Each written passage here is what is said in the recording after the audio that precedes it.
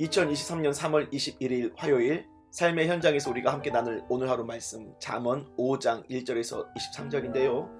말씀이 기니까 3절에서 6절까지만 읽겠습니다. 나머지 부분은 여러분들이 따로 읽어보시기 바랍니다. 대저 음녀의 입술은 꿀을 떨어뜨리며 그의 입은 기름보다 미끄러우나 나중은 쑥같이 쓰고 두날 가진 칼같이 날카로우며 그의 발은 사지로 내려가며 그의 걸음은 스올로 나아가나니 그는 생명의 평탄한 길을 찾지 못하며 자기 길이 든든하지 못하여도 그것을 깨닫지 못하느니라. 아멘. 오늘은 잠언 10번째 시간으로 음란한 사람을 위한 말씀입니다. 지혜자는 음료를 조심하라고 했어요. 8절에서 너의 길을 음녀에게서 멀리하고 그 집 문에도 가까이 하지 말라고 했습니다. 아버지가 아들에게 하는 말씀이니 아들을 유혹할 대상을 음녀라고 했습니다. 하지만 딸에게 하는 말씀이라고도 볼 수 있어요. 그럴 땐 음란한 남자일 수 있겠죠. 또는 동성애를 느끼는 사람도 있을 테니 남자가 음란한 남자를 조심하고 여자가 음란한 여자를 조심해야 하는 의미로도 생각을 적용해 볼 수도 있습니다. 지혜자가 조심하라고 한 음녀는요, 여러분의 입장에서 성적으로 나를 향하여 유혹하는 사람, 그 사람이 누구든지 다 해당이 될 수 있습니다. 자, 그런데요, 오늘 말씀을 듣는 사람은 음란한 자에게 유혹받는 선량한 사람만 있을까요?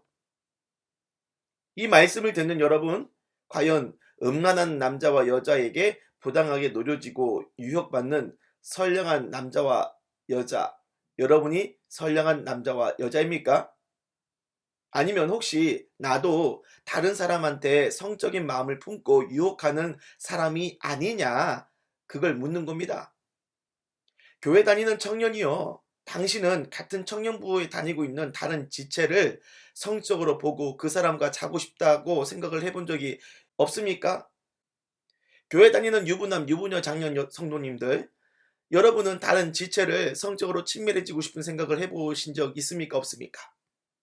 아이고 망측해라 목사님, 저를 뭘로 보고 그렇게 질문을 하시는 겁니까? 기분 나빠요. 그렇게 강하게 거부하시는 분이 있을 수도 있겠지만, 또 그렇게 성적으로 나는 문제없다 자신할 수 있는 것도 아니라고 말씀을 드리고 싶어요. 어떤 남자 목사님은요, 여성도를 단독으로 혼자서 만나 신방을 하지 않는다고 합니다. 꼭 동행인을 곁에 두고 만난다고 합니다. 혹시나 여성도를 자기 차에 태워야 할 상황이 발생할 때에는 운전 보조석에 앉히지 않고 꼭 뒷좌석에 앉게 한다고 합니다. 밀실에서 여성도랑 둘이서만 있을 상황은 만들지 않고요. 또 자기 목회실을 통유리 벽으로 설치를 해서 바깥에서 자신이 뭘 하고 있는지를 볼 수 있게 하는 그런 목사님도 있다고 합니다. 왜 그렇게 하는 걸까요? 유혹받지 않으려고 하는 것도 있지만 본인이 돌변해서 이성을 유혹하고 범하는 입장이 되지 않으려고 하는 것도 있는 겁니다. 양심적인 어떤 목사님은요, 자신은 자기를 믿지 않는다고 했어요. 그렇기 때문에 이성을 성적으로 유혹하는 가해자가 되지 않으려고 자기 관리에 부단하게 힘을 쓴다고 하는 겁니다. 18절에 젊어서 취한 아내에게 만족하라고 했어요. 20절에 음녀를 연모하지 말라고 했습니다. 이방 여인의 가슴을 안지 말라고 했어요. 음란한 마음이 없는 사람이야 이 말씀을 그대로 받으면 되겠지만은, 음란한 마음이 드는 사람의 입장에서는 이 말씀을 어떻게 받아야 되겠습니까? 유부남, 유부녀를 건드리지 말아라.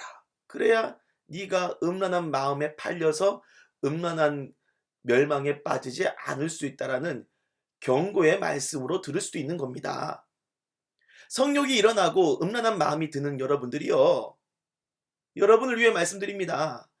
음란한 마음에 팔려 옆 사람의 영혼을 노리는 자가 되지 마십시오.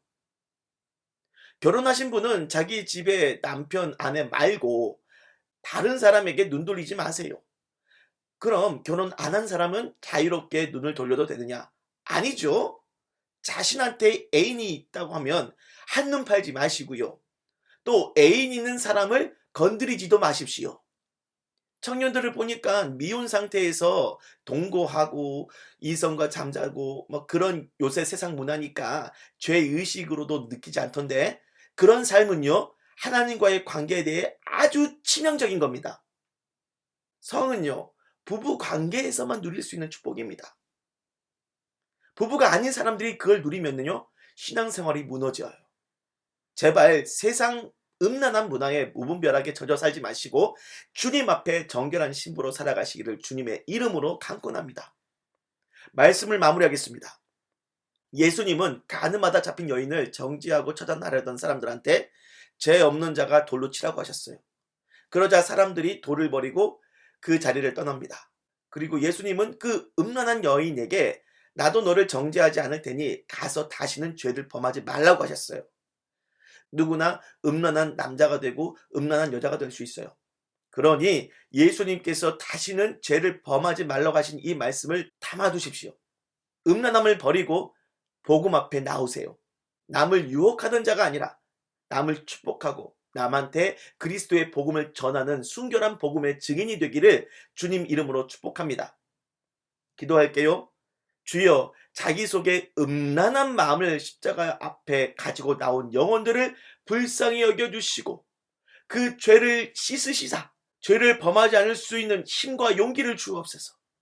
영혼을 노리는 자가 아니라 영혼을 살리는 복음의 순결한 자로 세워 주시옵소서. 예수 그리스도의 이름으로 기도를 드립니다. 아멘.